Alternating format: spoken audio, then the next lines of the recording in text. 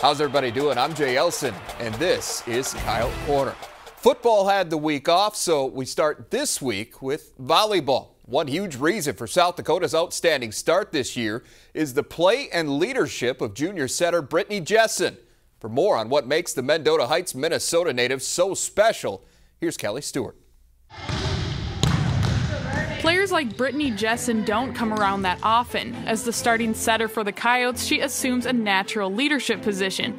And it's no secret that she has a lot to do with South Dakota's outstanding start to the season. But if you ask her, it's about we, not me. I think we've been approaching practice with a lot more passion, definitely. Like, we're all on the same page about our goals of course, winning the Summit League and even getting farther than that. And we're just really taking that into each day of practice, which has helped us a lot. But even before this already historic season started, Jessen was constantly working to get better.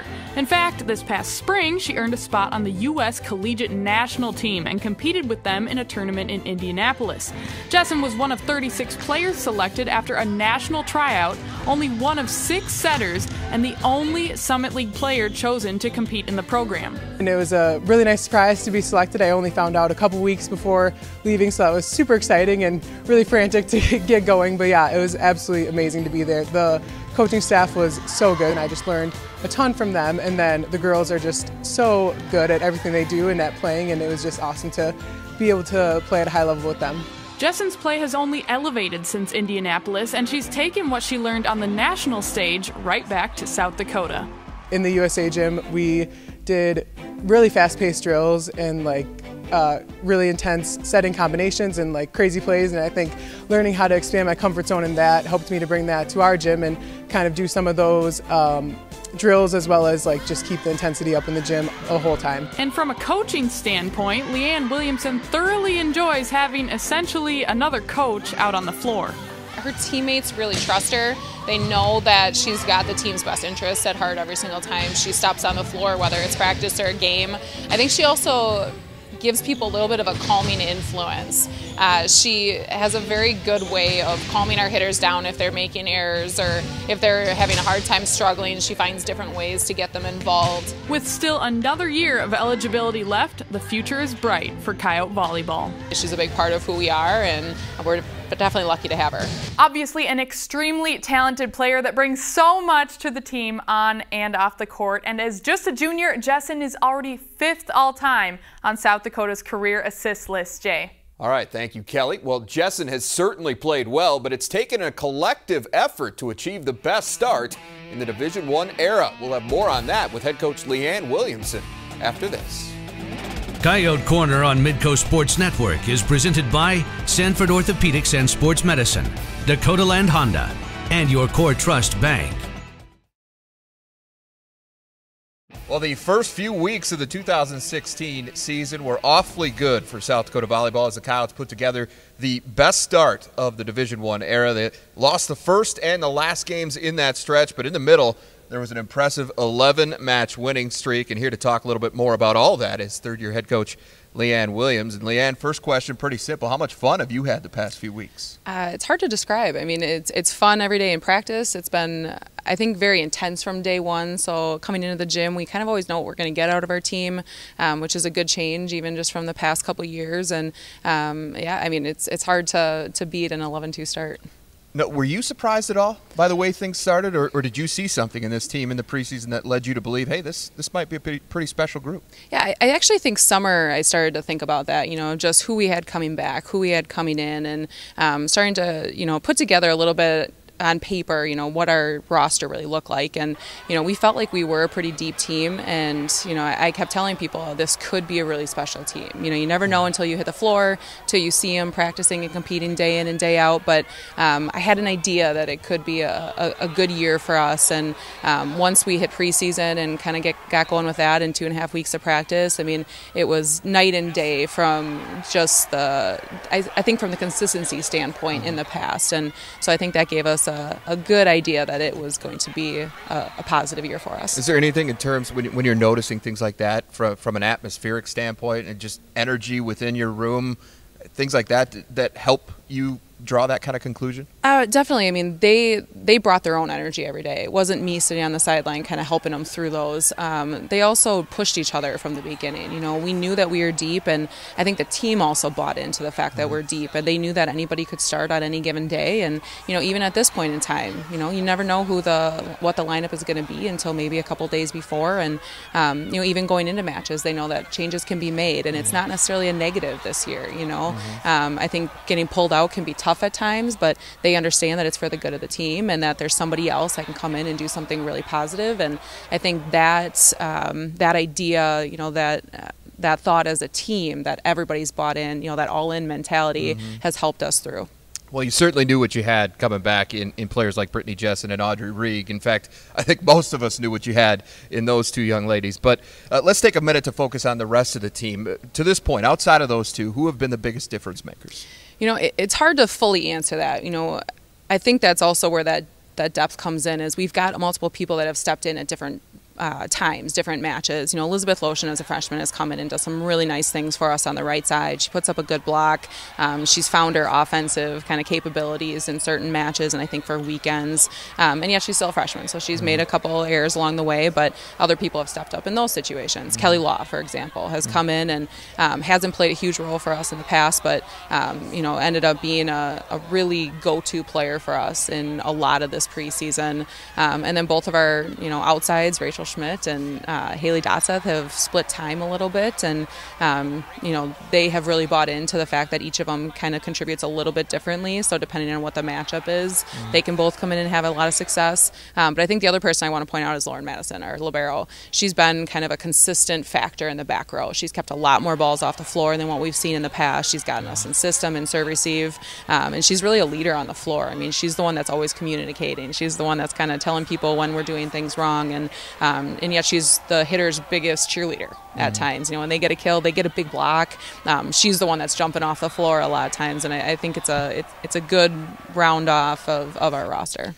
How did the non-conference season that you put together, the scheduling and the success, how does that prepare you for the Summer League? I mean, we always want to schedule difficult. We want to challenge ourselves both in mid-major teams that have always had success, and then also kind of playing some higher major teams as well. So I think we played a good mixture of teams that really challenged us and maybe showed us more of what we weren't good at. That's what great teams do, is they challenge you and they show you your weaknesses.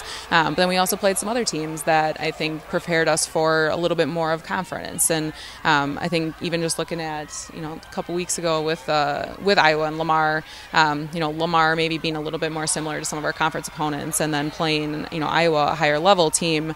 That's what conference is going to look like at times too, depending on who you're playing, both a Friday and a Sunday, and it gives you kind of the ability to switch depending on what the matchup is, what the other team is doing. And I think we feel very comfortable with the types of teams that we've played and what we've been able to learn from it. In the preseason, you were picked 5th in the Summit League. Now that you're entering conference play, any extra motivation with that, given how hot you are going in? I think maybe looking back now, yeah. When I first saw that come out, I wasn't surprised. You know, I don't think we had proven ourselves to be a team that should have been picked higher.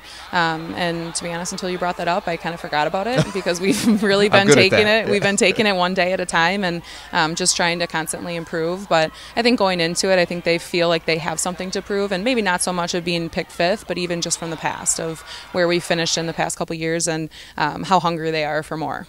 Well, Leanne, congrats on a great start. Best of luck in conference play. Thanks for joining us today. Thank you. All right, well, speaking of conference play, the South Dakota football team getting set to kick off its Valley slate this weekend at Youngstown State. But before they do, we want to get a quick midterm assessment. Head coach Bob Nielsen will give us a hand with that when we come back. Well, no game to recap this week, so instead we're going to spend some time assessing where things stand at this point of the season. Of course, there's no one more qualified to help us out with that than head coach Bob Nielsen. He joins me now down at the Dakota Dome. And Bob, bye weeks are supposed to allow for some rest and recuperation, but let's be honest, all that stuff's for the players, right? The coaches don't get much of a break. So is there a routine that you've gotten into, you and your staff, during a bye week? Yeah, you know, we always have a bye week within the conference schedule in the Missouri Valley, which is a little bit different than some of the other leagues that I've coached in. And so what we've tried to do in the bye week is really 3 things. Number 1, get a jump start on preparation for Youngstown. 2 is to go back and really work on some things fundamentally that haven't come along to the point where we'd like them to be. And the third thing is you use it from a staff standpoint to do some recruiting work, and so a number of our staff members have been out this week. All right. Well, this time also serves as something of an evaluation period, and as I mentioned earlier, that's kind of exactly what we're looking to do here today. So let's start with this. As things stand, how close is this team to where you were hoping it would be coming into the conference season? Well, we'd certainly like to have another win under our belt. The team has improved. We've got some areas that we're still not where we need to be. I think we're capable of playing better defensively than we have so far this year, and offensively we've got to eliminate turnovers. That's been a big problem for us, and a problem that's really cost us a game. What are your biggest concerns at this point? Is it pretty much that, or are there other things that you'd like to see improve dramatically? Well, we got to throw the football better and more consistently. Even though our completion percentage looks good, I don't think we've thrown the ball downfield effectively enough. And in order for us to be a balanced football team, that's something we're going to have to be able to do. And defensively, we've got to eliminate big plays, and we've given up too many of those. Which individuals to this point or position groups have maybe exceeded your expectations? I think, we knew the offensive line was going to be a work in progress. Those guys have come along. Obviously, we've got to keep that group healthy because of our depth. That group maybe would be one that is a little bit further ahead than what we think they might have been at this point in time. Otherwise, I think we've got a ways to go with a number of our groups.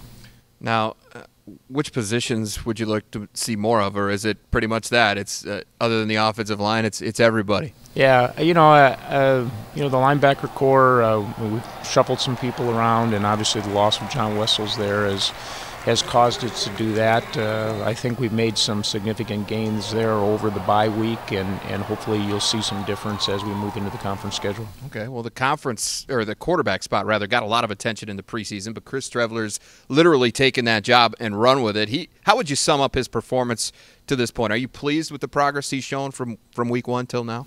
He's improving every week. You have to remember he's experienced in terms of the actual number of snaps that he's taken as a quarterback, and the thing with Chris, he's a guy that's going to generate a lot of big plays. What we've got to try to do is minimize the mistakes, and in so doing, he's going to become an even more effective football player. 60% of his passes completed so far, 507 yards, 9 touchdowns against just 3 interceptions. Those have all hurt. He's also leading the way on the ground, where he's averaged about 116 yards per game for you so far. But because he is so active, he's also taken a lot of hits. So he's also inflicted quite a few because he's such a physical runner. But with all that in mind, is there any concern about the ability to keep him healthy through an entire 11-game season? Well, we've got to make sure that in our run schemes that we're not running him just to run him. We've got to have the opportunity to create a man advantage. That's what quarterback run is designed to do, and I think against North Dakota, we didn't do a real good job of that scheme-wise, and as a result, he took some extra hits. And running quarterbacks are going to take hits. Passing quarterbacks take a lot of hits as well, and so we've got to have a little bit better balance there in how we use him as a runner. Do you think Trevor has been effective as well, just under 4 yards per carry? Does him getting going and getting a little bit more room to work, does that kind of take some of that pressure off of Chris? Yeah, we've got to find ways to run the football without using quarterback run, and Trevor's been effective. I think we can get more out of that running back position group, and that's been a point of emphasis here over the bye week last week. All right, defensively, you mentioned it a little bit. It's been kind of a work in progress. Certainly some improvement to this point. I don't think anybody can argue that, but what are the points of emphasis specifically for that group as you move forward? We've just got to continue to work on, playing defense against the rush. We're giving up well over 200 yards a game from a rushing standpoint, and you're going to have a hard time winning the Missouri Valley unless you can play better rush defense. That and continuing to work on generating some turnovers and field position through our defense, which is something that we haven't done a tremendous job of so far. Okay, well, finally, we've got to mention special teams, and specifically the kicking game. Miles Bergner has been pretty lights out for you. He's been perfect on field goals, extra points. He also ranks second in the country in punting average, just under 48 yards per kick for him right now.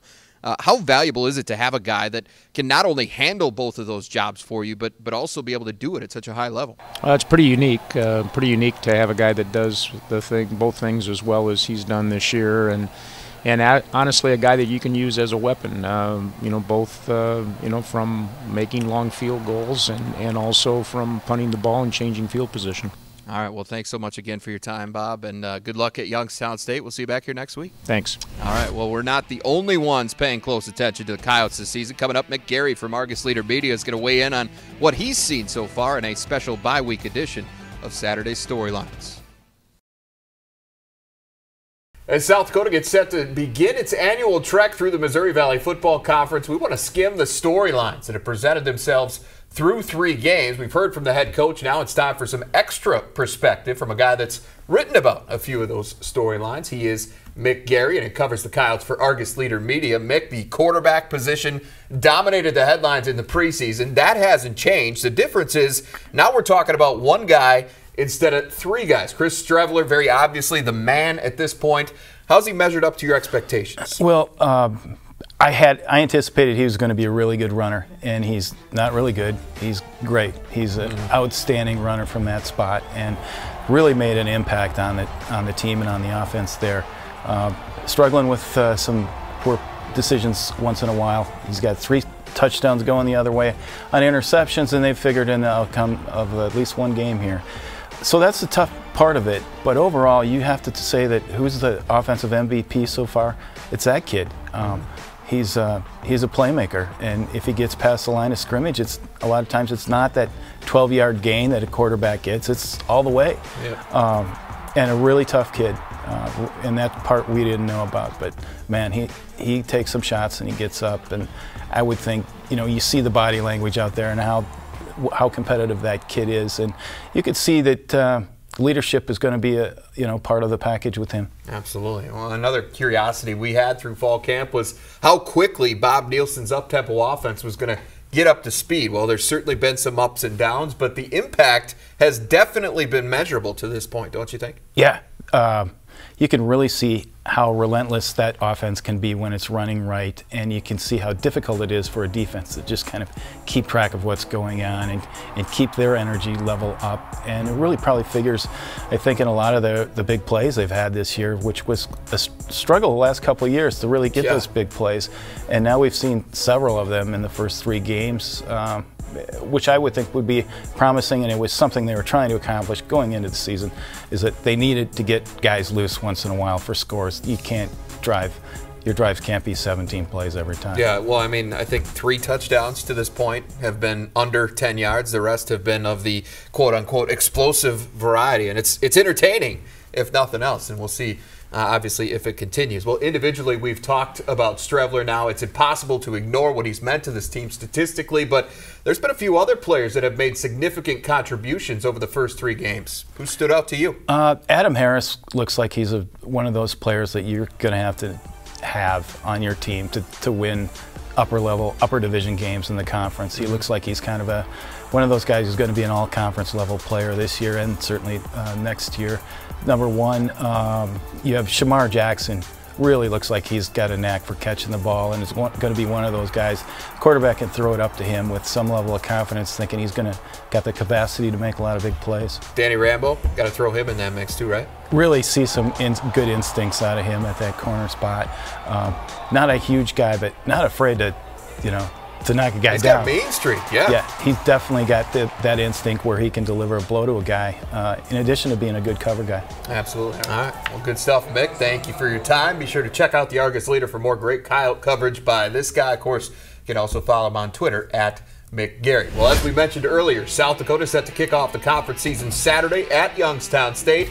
We'll preview the matchup with Pelini and the Penguins next. Coyote Corner on Midcoast Sports Network is presented by Sanford Orthopedics and Sports Medicine, Dakota Land Honda, and your Core Trust Bank.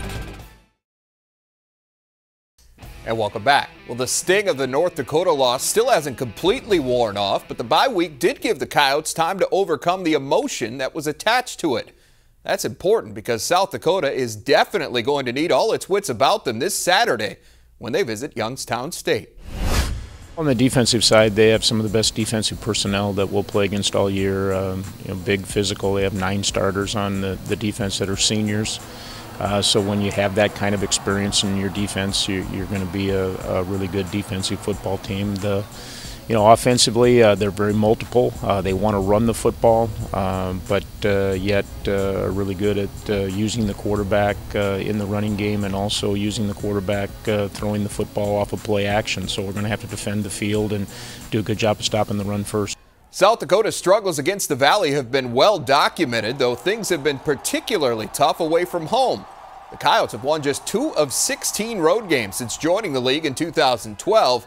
But Nielsen believes that tide can start to turn with a tone-setting performance against the Penguins. You got to establish a competitive level that you're able to compete with the best teams in the league, and I think Youngstown this year is one of the best teams in the league. And so to go out there and to battle every down and to push that game in ways that we've got to push it to give ourselves a chance to win will be something that will be a great challenge for our football team. South Dakota looking for its first ever win against the Penguins on Saturday afternoon. Kickoff at Stambaugh Stadium is set for 3 p.m. Central Time. As always, be sure to follow along for updates at midcosn.com and on Twitter at ElsonMidcoSN. All right, that's it for us. For Kelly Stewart, I'm Jay Elson. We'll see you back here next Wednesday night for another episode of Kyle Corner.